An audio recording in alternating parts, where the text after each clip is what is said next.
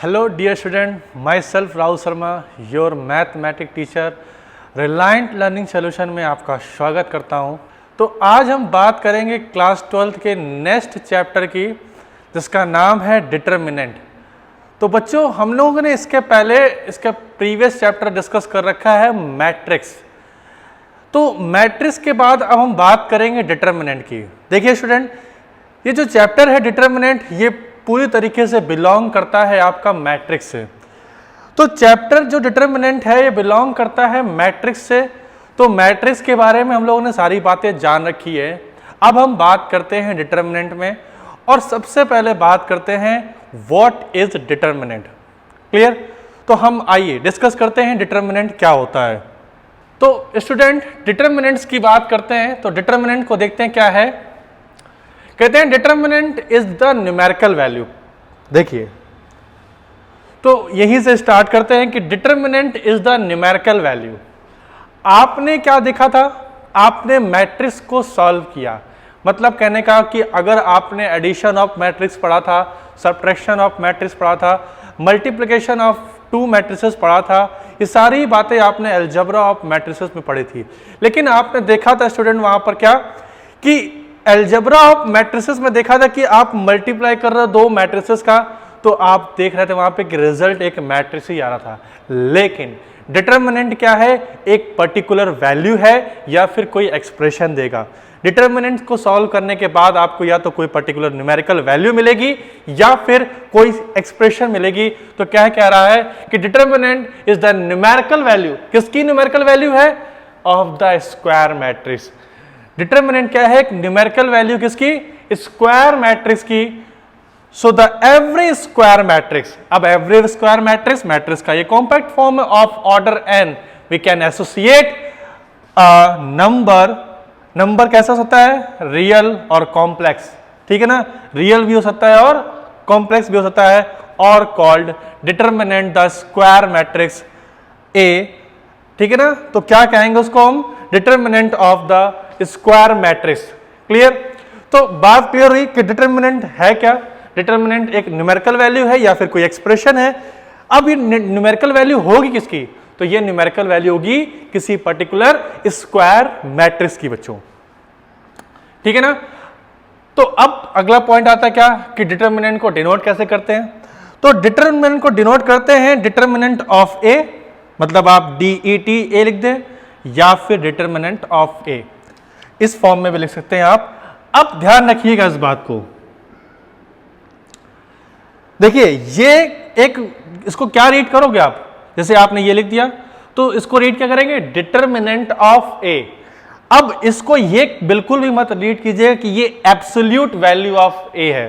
Clear ना? क्योंकि आप देख सकते हैं ये मॉड के फॉर्म में लिखा हुआ, तो आपको लगे कि हाँ ये क्या है? एब्सोल्यूट वैल्यू ऑफ ए है। नहीं, इसे क्या रीड करेंगे हम लोग? डिटर्मिनेंट ऑफ ए। तो पहली बात तो ये कि डिटर्मिनेंट क्या है, व्हाट इज डिटर्मिनेंट। हम लोगों ने डिटर्मिनेंट जाना क्या? तो डिटर्मिनेंट क्या है बच्चों? एक न्यूमेरिकल वैल्यू किसकी? स्क्वायर मैट्रिक्स की, किसी पर्टिकुलर स्क्वायर मैट्रिक्स की ऑफ ऑर्डर n। मतलब कोई भी आपको मान लीजिए 2 ऑर्डर का आपको मिल गया, 2 by 2 ऑर्डर का स्क्वायर मैट्रिक्स।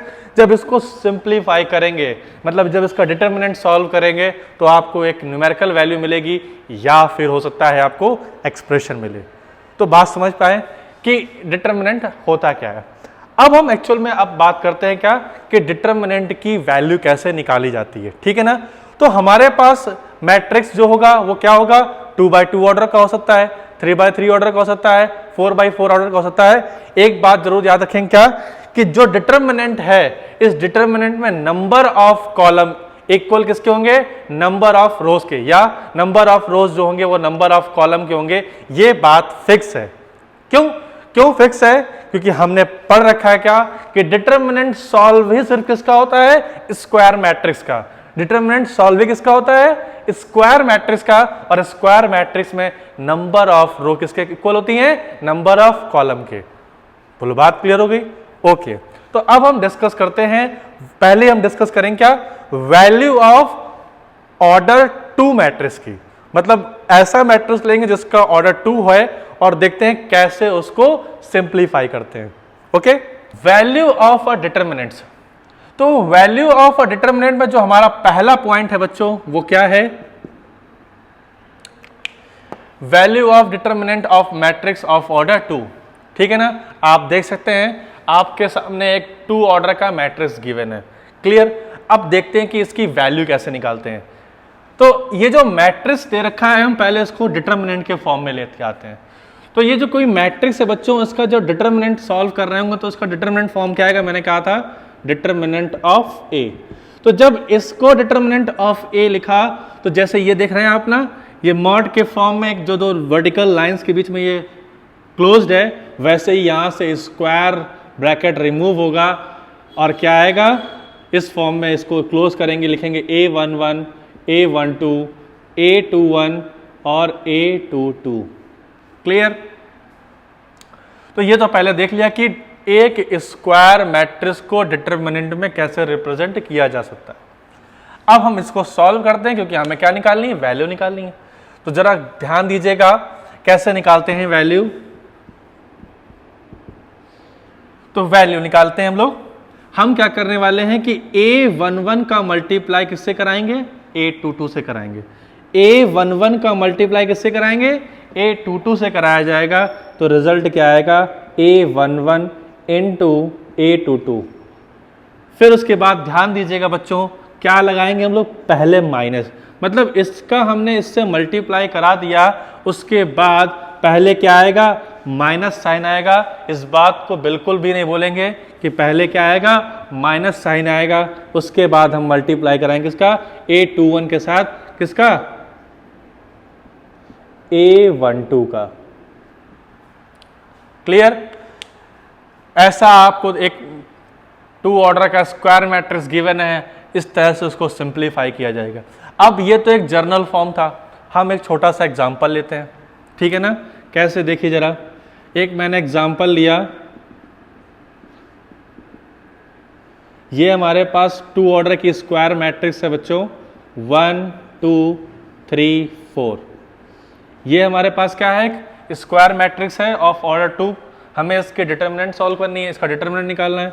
तो क्या आएगा, डिटर्मिनेंट ऑफ ए 1 3 2 4। ठीक है ना, तो डिटर्मिनेंट ऑफ ए सिंप्लीफाई करें तो 1 का मल्टीप्लाई किससे कराएंगे, पहले 4 से कराएंगे, तो 4 बन जाए क्या आएगा, 4 आएगा।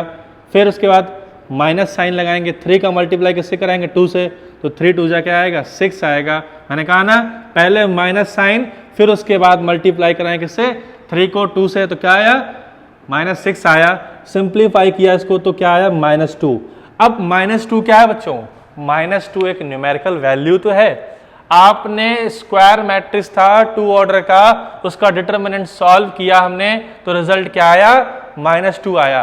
तो ये बात सेटिस्फाई कर रही ना डिटर्मिनेंट की डेफिनेशन से, कि हाँ डिटर्मिनेंट क्या होता है कि एक न्यूमेरिकल वैल्यू होता है किसी भी स्क्वायर मैट्रिक्स का। हमने एक 2 बाई 2 ऑर्डर का स्क्वायर मैट्रिक्स लिया और देखा, सॉल्व किया, तो एक न्यूमेरिकल वैल्यू आ रही -2। ये बात क्लियर हो गई कि डिटर्मिनेंट एक्चुअल में एक न्यूमेरिकल वैल्यू होती है या फिर एक्सप्रेशन होता है।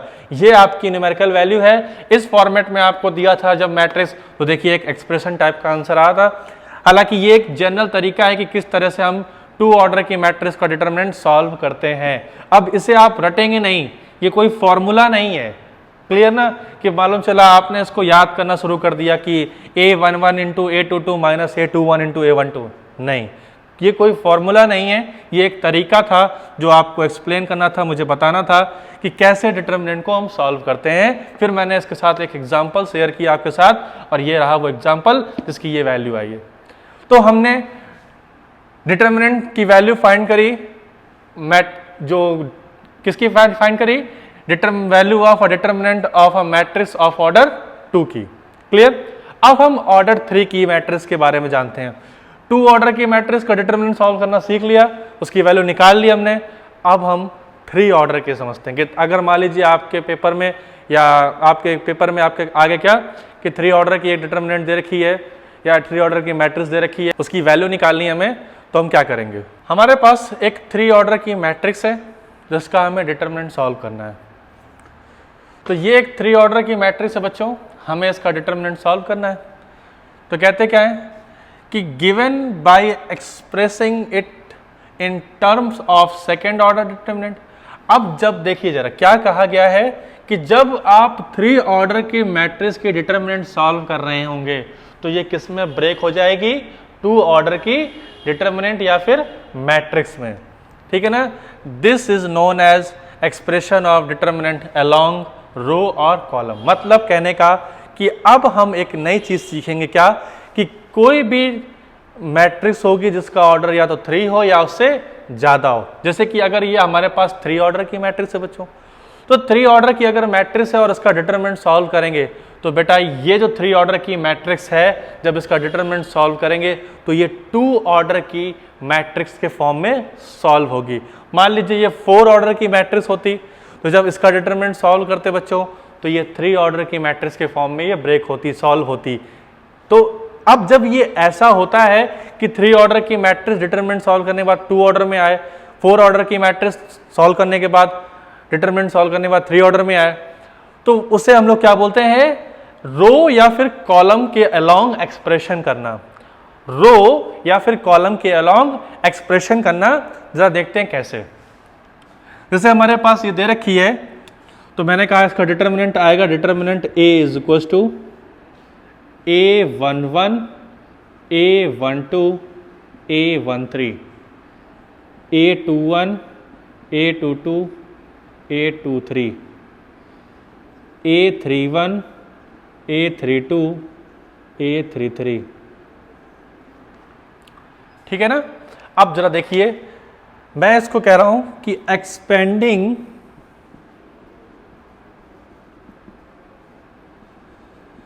Along R1। अब ये तो मालूम ही है क्या कि ये R1 है, ये R2 है, ये R3 है, ये C1 है, ये C2 है, ये C3। तो मैं एक्सपेंड कर रहा हूं अलोंग R1। अब देखिएगा जो बात लिखी गई कि जो 3 ऑर्डर की मैट्रिक्स है वो 2 ऑर्डर में कैसे आती है, जरा देखिएगा।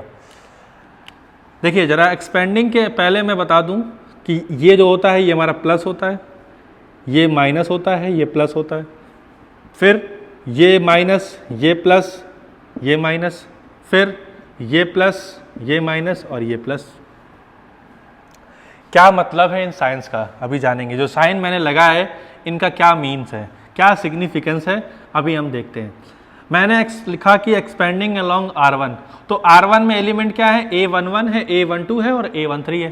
जरा देखिए जब मैं A11 लूंगा, बेटा देखना जरा बहुत अच्छे से, तो जब मैं A11 लूंगा तो A11 पर पॉइंट रखूंगा और एक वर्टिकल लाइन ड्रॉ करूंगा, एक हॉरिजॉन्टल लाइन ड्रॉ करूंगा, ठीक है ना। एक वर्टिकल लाइन मैंने ड्रॉ करना है और एक हॉरिजॉन्टल लाइन ड्रॉ करना है। इसके अलोंग जितने भी एलिमेंट आएंगे वो सारे एलिमेंट आप हाइड कर लेंगे। देखिए जरा वर्टिकली ये सारे एलिमेंट आए, हाइड कर लिए, हॉरिजॉन्टली ये सारे एलिमेंट आए, हाइड कर लिए। कितने एलिमेंट बचे, ये सारे एलिमेंट बचे, इनको लिख लिया मैंने बच्चों। जरा देखिए A22 A23 A32 और A33, ठीक है ना। प्लस था इसलिए इसके पहले प्लस लगा हुआ है। अब क्या है माइनस, तो माइनस A12 आएगा। फिर वही काम, यहां पर पॉइंट रखो, एक वर्टिकल लाइन ड्रॉ करो, एक हॉरिजॉन्टल लाइन ड्रॉ करो उसी पॉइंट से। जितने भी एलिमेंट उसी के अलोंग आते हैं, वर्टिकली जितने आ रहे हैं, हॉरिजॉन्टली जितने आ रहे हैं, सब हाइट। बचे कितने, A21 A31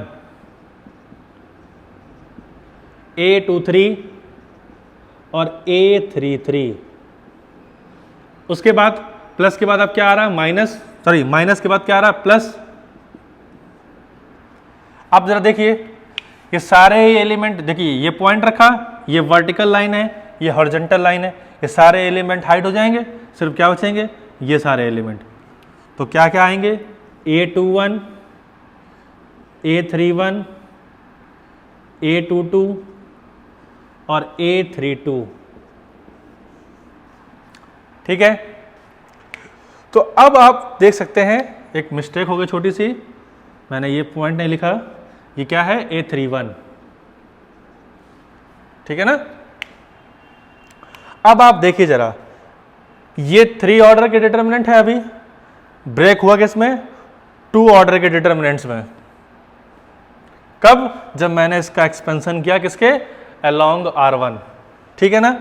अब जरा आपको पता है कि ये 2 ऑर्डर की है, इसकी वैल्यू कैसे निकालेंगे, तो आपने कहा क्या, इसका इससे मल्टीप्लाई कराएंगे, तो A11 का मल्टीप्लाई किससे कराएंगे, A22 A33 माइनस ये क्या आएगा A32 इंटू A23, ठीक।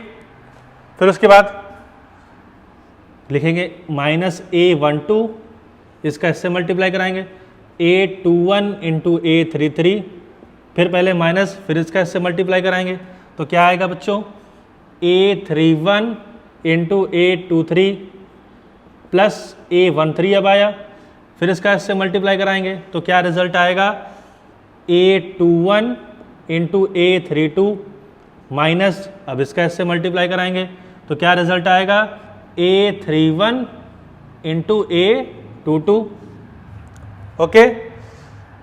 तो इस तरह से इसको हमने पूरी डिटर्मिनेंट को सॉल्व कर दिया। अब आप इसका मल्टीप्लाई करेंगे, ये दोनों सब्ट्रैक्ट करने के बाद इससे मल्टीप्लाई करके ओवरऑल वैल्यू सॉल्व कर लेंगे, ठीक है ना। तो फिर से मैं वही बात कहूँगा क्या कि ये कोई फॉर्मूला नहीं है कि आप याद करने बैठें। जो मैंने एक जर्नल वैल्यूज़ निकाली थी, उनकी पोजीशन को दिखाते हुए वैल्यू ली और उसको मैंने सॉल्व कर दिया, ठीक है ना। तो ये तो कोई जर्नल केस था जिसपे हमने सीखा कि अगर 3 ऑर्डर की मैट्रिक्स है तो उसका डिटर्मिनेंट कैसे सॉल्व करते हैं, या डिटर्मिनेंट सॉल्व करते हैं तो कैसे करते हैं और क्या आता है, क्लियर। आप इसी तरह से एक्सपेंडिंग अलोंग किसी भी कॉलम के किसी भी रो के थ्रू आप एक्सपेंशन कर सकते हैं, किसी भी कॉलम के अलोंग आप एक्सपेंशन कर सकते हैं, यू आर फ्री, आप बिल्कुल ही फ्री हो इसके लिए।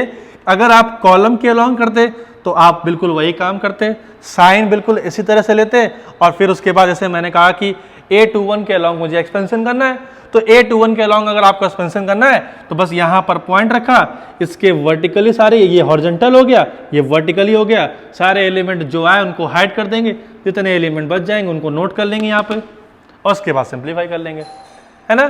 तो पहला जब फर्स्ट टाइम है तो थोड़ा सा लग रहा हो कि डिफिकल्ट है, नहीं, बहुत आसान है। जैसे ही 2-4 क्वेश्चन हम लोग लगा लेंगे ये आपकी हैबिट में पड़ जाएगा, फिर जितना टाइम अभी समझने में लग रहा है उससे ही कम टाइम इसको सॉल्व करने में लगेगा बच्चों, ठीक है ना। तो हमने क्या जाना कि 2 ऑर्डर की मैट्रिक्स है तो उसका डिटरमिनेंट कैसे निकालते हैं, 3 ऑर्डर की मैट्रिक्स है उसका डिटरमिनेंट कैसे निकालते हैं, ठीक है ना।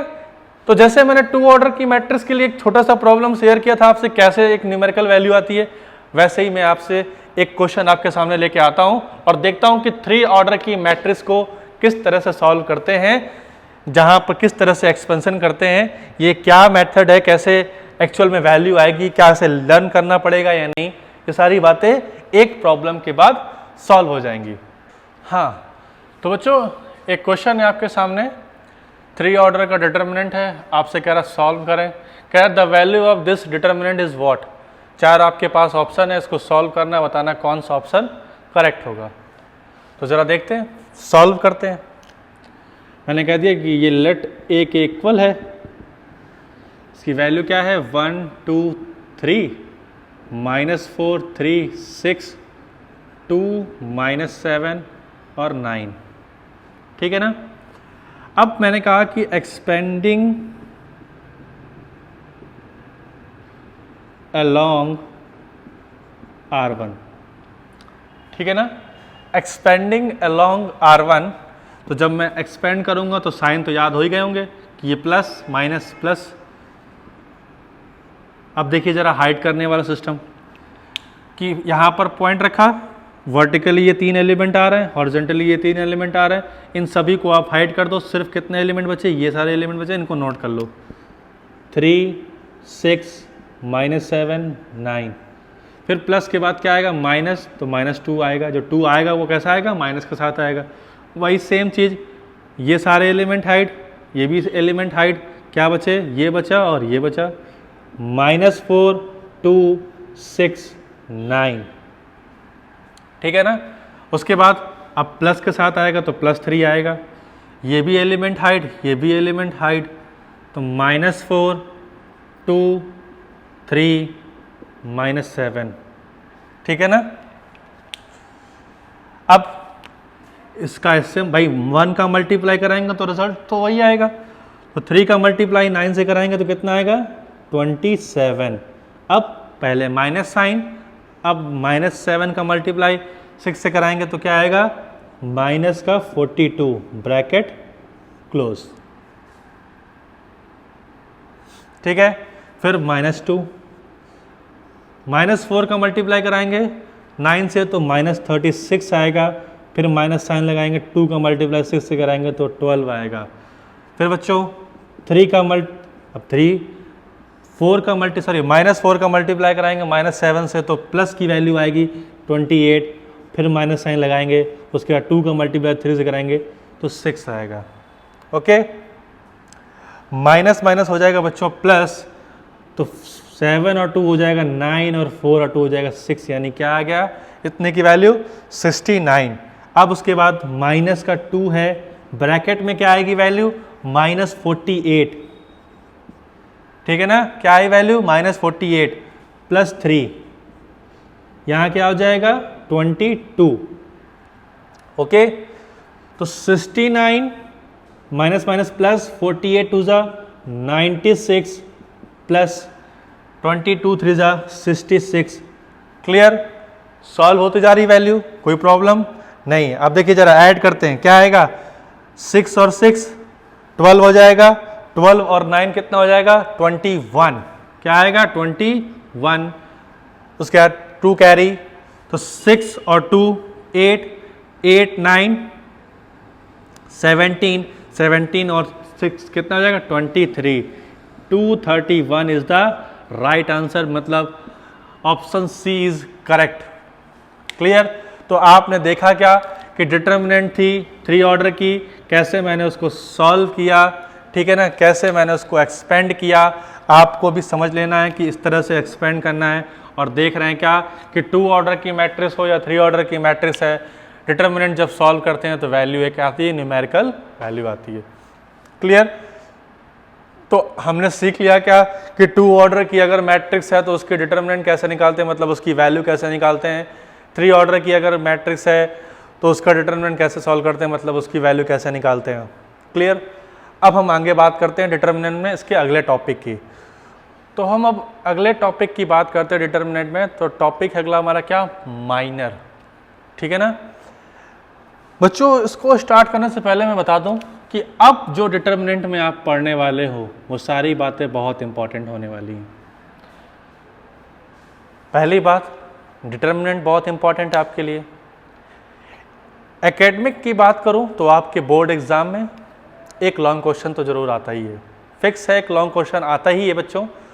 और कंपटीशन की बात करूं तो डेफिनेटली 1 से 2 क्वेश्चन आते ही हैं IIT JEE मेन में या अदर कंपटीशन एग्जाम में, ठीक है। तो पहला टॉपिक है जो हमारा सबसे इंपॉर्टेंट है वो है माइनर, ठीक है ना। ये टॉपिक अभी डिटर्मिनेंट जितना पढ़ेंगे उसके लिए इंपॉर्टेंट है। फिर हम एक टॉपिक डिस्कस करेंगे इनवर्स ऑफ मैट्रिक्स। मैट्रिक्स में फिर से वापस आएंगे और इनवर्स ऑफ मैट्रिक्स जब पढ़ रहे होंगे तो वहां पर इसका बहुत यूज होगा, ठीक है ना। तो आइए देखते हैं माइनर क्या है, ठीक है ना। तो कहते हैं the minor of a given element of determinant is the determinant obtained by deleting the row and the column in which the given element stands. क्या मतलब है इसका, इसका मतलब ये है कि जो डिटर्मिनेंट का माइनर होता है बच्चों वो कुछ एलिमेंट को डिलीट करके ही आता है। अब वो एलिमेंट डिलीट कैसे किए जाते हैं, या फिर एक छोटी सी मैं बात बताऊं कि अगर आपके पास अब जो एलिमेंट डिलीट किए जाएंगे वो रो और कॉलम वाइज दोनों किए जाएंगे। मतलब ऐसा नहीं कि हाँ सिर्फ आपने रो में डिलीट कर दिया या फिर सिर्फ कॉलम में, करेंगे तो दोनों में ही करेंगे, ठीक है ना। तो जब करेंगे तो दोनों ही करेंगे, रो भी करेंगे और कॉलम भी करेंगे, वो भी किसी पर्टिकुलर एलिमेंट के अलोंग। तो डिलीट करेंगे तो रो में भी करेंगे और कॉलम में भी करेंगे, लेकिन किसी पर्टिकुलर एलिमेंट को लेके, ठीक है ना। तो ऐसा जब करते हैं बच्चों तो जो हमारे पास माइनर आएगा उसका जो ऑर्डर होगा वो हमेशा n-1 होगा।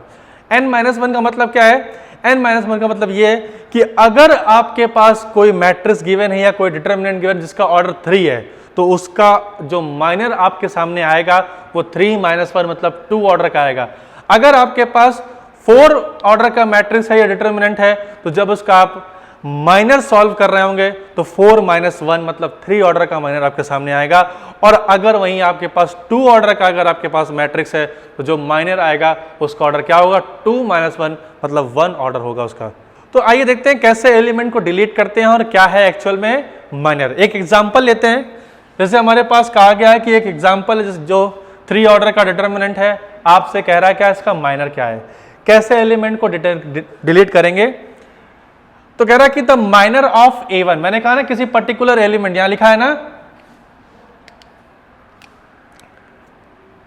ये देखिए, which the element given element stand, हमारे पास एक एलिमेंट गिवन है A1। अब कह रहा है कि इसके अलोंग आपको क्या निकालना है, माइनर निकालना है, या इसका माइनर निकालना है। कह रहा है ना द माइनर ऑफ A1, तो इसका माइनर निकालना है। देखिए जरा, मैंने माइनर पर यानी कि A1 पर पॉइंट रखा या सर्किल मार दिया। अब देखिए जरा, वर्टिकल एक लाइन ड्रॉ करी, मतलब रो के एलिमेंट उसी के अलोंग रो के एलिमेंट डिलीट कर देने हैं और उसी के अलोंग कॉलम के एलिमेंट डिलीट कर देने हैं। कितने एलिमेंट बचे, ये एलिमेंट बचे हमारे पास। तो ये क्या होगा, हमारा A1 का माइनर। तो आपके सामने दे रखा है क्या कि माइनर ऑफ A1 क्या है, B2 C2 B3 C3। ठीक, समझ गया नहीं मेरी बात को, थोड़ी कम समझ में आई होगी। एक और देखते एग्जांपल। कह रहा था माइनर ऑफ B2, कहाँ है B2 भाई, ये है ना B2। अब देखिए जरा, इस पर पॉइंट रखा एक हॉरिजॉन्टल और इसी पर एक वर्टिकल, कितने एलिमेंट डिलीट हो गए। अब अगर रो को डिलीट करोगे तो उसी के लॉन्ग कॉलम को भी डिलीट करना पड़ेगा। तो A2 B2 C2 गया, B1 B2 B3 गया, सिर्फ क्या बचेगा A1 C1 A3 C3। देखिए जरा, A1 C1 A3 C3 ये किसका है, B2 का माइनर है बच्चों। क्या है, B2 का माइनर है। क्लियर, तो माइनर समझ में आया। तो अब देख रहे हैं आप क्या कि इसमें एलिमेंट कितने हैं, 9 है, और हर एक एलिमेंट का अपना एक माइनर है। A1 का अपना माइनर है, B2 का अपना ही माइनर है। इसका मतलब क्या है कि अगर इसमें 9 एलिमेंट कंसिस्ट कर रहे हैं तो उनके कितने माइनर सामने आएंगे, 9 माइनर सामने आएंगे। तो वही लिखा क्या कि here a determinant of order 3 will have 9 minors. तो क्योंकि ऑर्डर 3 है, इसका मतलब एलिमेंट कितने हो गए, 9। तो जब 9 एलिमेंट हो गए बच्चों तो माइनर्स कितने आएंगे उसके, सॉरी, तो माइनस भी कितने आएंगे, 9 ही तो आएंगे। A1 का माइनर ये हो गया, B1 का इस तरह से निकल लेंगे, C1 का निकाल लेंगे, A2 का निकाल लेंगे, C2 का निकाल लेंगे, A3 का निकाल लेंगे, B3 का निकाल लेंगे एंड C3 निकाल लेंगे। ये आपका होमवर्क है, इसे आप निकाल के देखिएगा कि आप निकाल पा रहे हैं कि नहीं। अब देखिए, यही नहीं है कि आपने, अब देखिए गलती मत कीजिएगा बच्चों कि A1 का माइनर ये निकाल के छोड़ दिया ना, इसको सॉल्व करना होगा बेटा। कैसे, वो तो सॉल्व करना आता है 2/2 ऑर्डर के डिटरमिनेंट का, कि B2 C3 minus B3 C2। Clear ना, A1 C3 माइनर जो माइनस A3 C1। क्लियर, जो यहां पर माइनर वर्ड बोला उसको कट कर दीजिएगा, माइनस होगा वहां पे।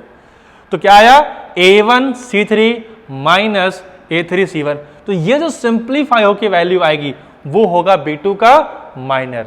ये एग्जैक्ट वैल्यू आई B3 की माइनर की, ठीक है ना, माइनर ऑफ B3 की ये एग्जैक्ट वैल्यू आएगी। लेकिन कैसे सॉल्व करेंगे बच्चों, वो यहां पर बताया गया है कि A1 का माइनर पहले ये कैसे आएगा। क्लियर, उसके बाद तो ये तो आपने निकालना सीख ही लिया है। तो बात समझ में आई कि माइनर क्या होता है, कैसे निकालते हैं, और किसी भी मैट्रिक्स के माइनर क्या होंगे। ठीक है ना, मान लीजिए कि आपके से कहा गया कि आपके पास एक मैट्रिक्स है जिसका ऑर्डर 16 है, तो कितने उसके माइनर्स होंगे। तो 16 का स्क्वायर क्या होगा, 256। क्या होंगे, 256 उसके माइनर्स होंगे बच्चों। स्टूडेंट, हमारा अगला टॉपिक क्या है, कोफैक्टर। हालांकि माइनर और उसके बाद कोफैक्टर, तो कोफैक्टर बिल्कुल एक तरह का माइनर होता है, सिर्फ एक छोटा सा डिफरेंस होता है कोफैक्टर और माइनर में। तो वो देखते हैं क्या है, कहते क्या है कि कोफैक्टर क्या होता है कि if Mij represent the minor of element, अगर Mij को आपने कहा कि वो क्या है, माइनर को रिप्रेजेंट कर रहा है of element belonging to ith row. ये Mij जो लिखा है ना, इसका मतलब क्या है कि वो जो एलिमेंट किस एलिमेंट का है, उस एलिमेंट का है जिसका रो क्या होगा, ith होगा, और कॉलम क्या होगा, jth होगा। देन जो कोफैक्टर की वैल्यू आएगी वो क्या आएगी कि Cij इक्वल्स टू -1 की power i plus j into Mij। ये है कोफैक्टर का फॉर्मूला, ठीक है ना। कि कोई अगर पर्टिकुलर एलिमेंट है, मान लीजिए Aij, उसका माइनर है हमारे पास क्या, Mij, तो इस Aij का जो कोफैक्टर होगा Cij, उसकी वैल्यू क्या आएगी, -1 की power i plus j into Mij। ये क्या आएगा, इस Ij का कोफैक्टर होगा बच्चों। क्लियर होगी बात, थोड़ी सी कम समझ में आई होगी कि, तो पूरी बात भी समझ में आएगी जब हम एक एग्जांपल ले लेंगे। तो पहली बात तो समझ में आया कोफैक्टर को निकालेंगे कैसे। तो कोफैक्टर निकाल तभी पाएंगे जब उसके लिए क्या है पता हो हमें बेटा, माइनर मालूम हो। तो यही मैंने कहा था कि इसका मतलब क्या हुआ, अगर आप इसको गौर से देखें, मान लीजिए आपके पास एलिमेंट दिया है, क्या एलिमेंट है आपके पास A12, एक कोई एलिमेंट है A12, तो इसका माइनर क्या आएगा, M12 आएगा। तो कोफैक्टर जो होगा बेसिकली बच्चों वो क्या होगा, तो C12 जो होगा वो -1 की पावर 1 प्लस 2 M12। अब देखिए -1 की पावर ये क्या हो गया 3, मतलब एक ऑड नंबर है, तो रिजल्ट क्या आ जाएगा -M12। क्लियर। अगर आपके पास कोई एलिमेंट है A33, तो उसका जो माइनर आएगा वो क्या आएगा बच्चों, M33 आएगा। तो बेसिकली जो कोफैक्टर आएगा C33 का, यानी A33 एलिमेंट का जो कोफैक्टर होगा वो क्या होगा, C33 इक्वल टू -1 की पावर 3 प्लस 3 इंटू M33। अब ये क्या है, -1 की पावर इवन है तो पॉजिटिव हो जाएगा, तो वैल्यू क्या आ जाएगी M33। यानी कोफैक्टर कुछ नहीं खास, बस एक बात है वो क्या कि कोफैक्टर से माइनर के साइन अगर कैसी है, पावर ऑड है तो साइन चेंज हो जाएगा, और अगर पावर इवन है तो वो रिमेन्स रहेगा। सिर्फ एक साइन का फर्क होता है कोफैक्टर से, बस यही एक डिफरेंस है माइनर और कोफैक्टर में। तो कोफैक्टर कैसे निकालेंगे ये जान लिया, और होता क्या है ये भी जान लिया। लेकिन दोनों ही बातें तब अच्छे से क्लियर होंगी जब हम एक एग्जाम्पल देखेंगे। तो आइए देखते हैं एक एग्जाम्पल जिससे माइनर भी क्लियर हो जाएगा और कोफैक्टर भी हमारा क्लियर हो जाएगा। Let's see this. हाँ, तो डियर स्टूडेंट, एक क्वेश्चन है हमारे सामने, कह रहा है कि find the minors and cofactor of element -3 and 5 in the determinant या इन द फॉलोइंग डिटर्मिनेंट। तो ये डिटर्मिनेंट है, इस डिटर्मिनेंट में -3 का माइनर फाइंड करना है, फिर कोफैक्टर, और 5 का माइनर एंड कोफैक्टर। तो जरा देखिए -3 है क्या हमारे पास, ये है -3।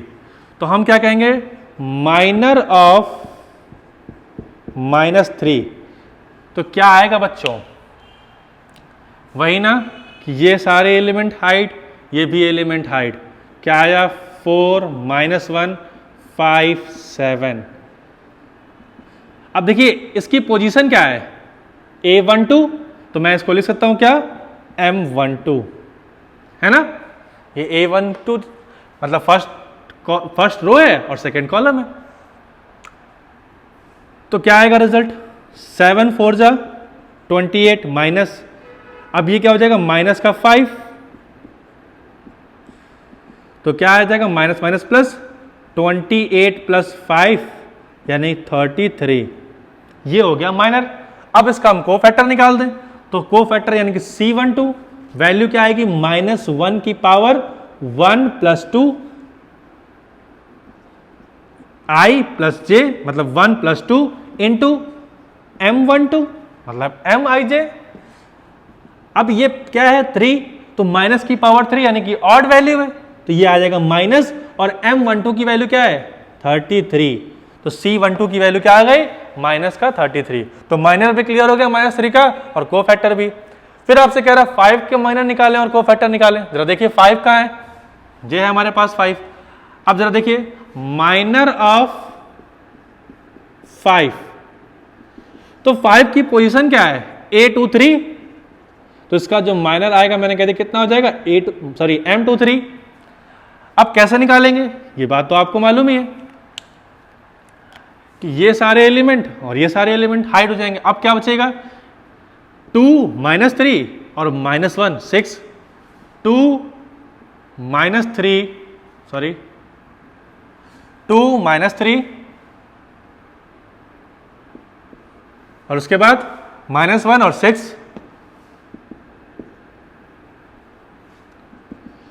तो 2 का मल्टीप्लाई बच्चों कराएंगे 6 के साथ तो 12 आएगा, माइनस लगाएंगे, माइनस माइनस प्लस 9, ये हमारा माइनर आ गया।